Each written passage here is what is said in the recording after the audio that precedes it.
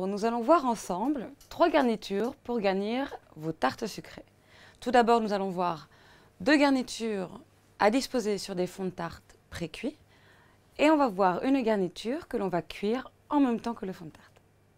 Nous partirons sur 2 choses différentes. La première, ça va être la réalisation d'un lemon curd, qui est une garniture très onctueuse. La deuxième chose, c'est une meringue française qui est à cuire, puis à disposer ensuite sur des fonds de tarte cuits qui apporteront fondant et croquant à vos réalisations.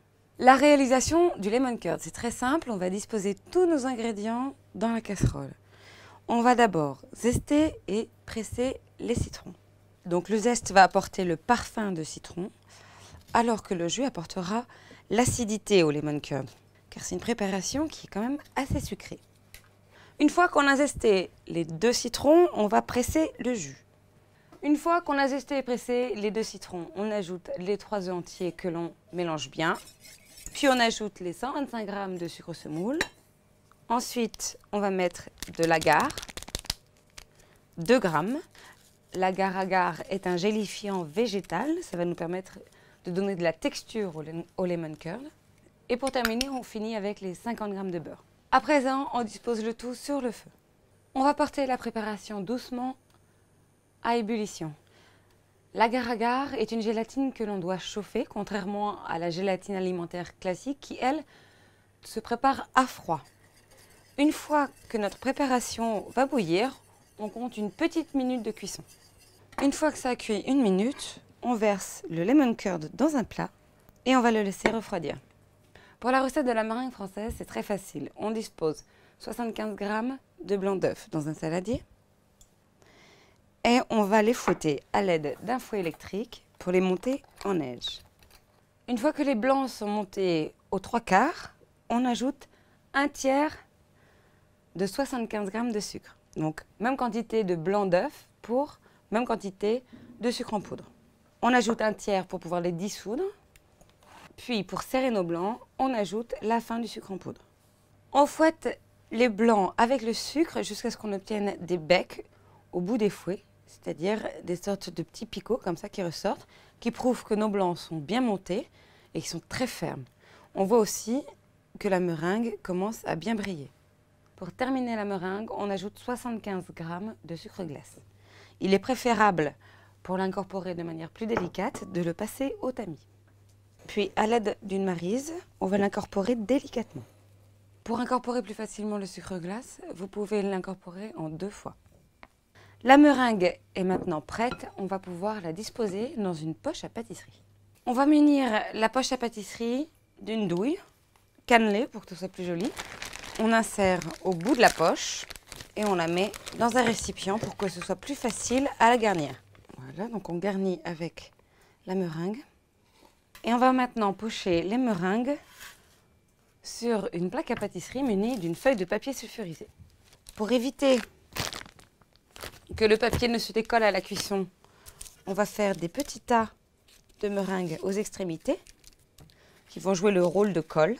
Puis on va réaliser nos meringues de la forme et de la taille que vous souhaitez. Les meringues se cuisent dans un four à basse température. On monte la température à 100 degrés et on va les faire cuire environ 1 heure. Une fois cuites, on éteint le four, mais on les laisse dedans et on peut les laisser une dizaine d'heures pour bien les dessécher.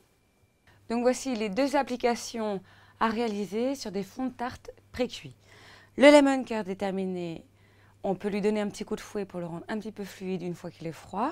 Il ne reste plus qu'à le verser dans mon fond de tarte. Ensuite, à l'aide d'une spatule ou d'une cuillère, on l'étale de manière homogène. Ensuite, vous pouvez décorer ce lemon curd de fruits frais, tels que des framboises par exemple, ou encore pour les plus gourmands, pourquoi pas utiliser le reste de votre meringue. Pour les meringues, je vous propose tout simplement de les utiliser avec une ganache au chocolat. Ainsi, vous avez le croustillant de la pâte feuilletée, l'onctueux de la ganache et la touche fondante et croquante avec la meringue. Il suffit alors de disposer vos petites meringues sur la ganache. La meringue, une fois cuite, vous pouvez aussi vous en servir pour agrémenter une crème. Je pense par exemple à une chantilly à la vanille. Vous mettez quelques gros morceaux juste écrasés comme ça avec les doigts. Ça vous donnera beaucoup plus de volume à votre chantilly et un côté surprise et croquant à l'intérieur. En application pour une garniture sur une pâte crue avant cuisson, je vous propose de réaliser une crème pistache. Pour cela, rien de plus simple, nous allons mélanger du beurre pommade, c'est-à-dire à température ambiante. Nous avons 100 g de beurre pommade que nous allons mélanger avec la même quantité de sucre, donc 100 g. On mélange le tout avec le fouet. Ensuite, nous allons ajouter nos 2 œufs entiers. On mélange à nouveau. On va ajouter un petit peu de farine pour la liaison, donc l'équivalent de 40 g. Et enfin, on termine avec 100 g de pistaches en poudre. Alors, pour réaliser des pistaches en poudre, eh bien, c'est tout simple. Vous achetez des pistaches émondées, non salées de préférence, que vous allez mixer à l'aide d'un mixeur à la main. Une fois que la crème de pistache est prête, il ne reste plus qu'à la disposer dans notre fond de tarte cru, qui sort du réfrigérateur. Ça évite que la pâte se rétracte à la cuisson. Et on va juste utiliser une petite quantité pour couvrir notre fond de tarte. En effet, la crème de pistache, une fois qu'elle sera cuite, elle va prendre du volume, elle va gonfler légèrement. Il ne faut donc pas en abuser trop. Une petite quantité suffira.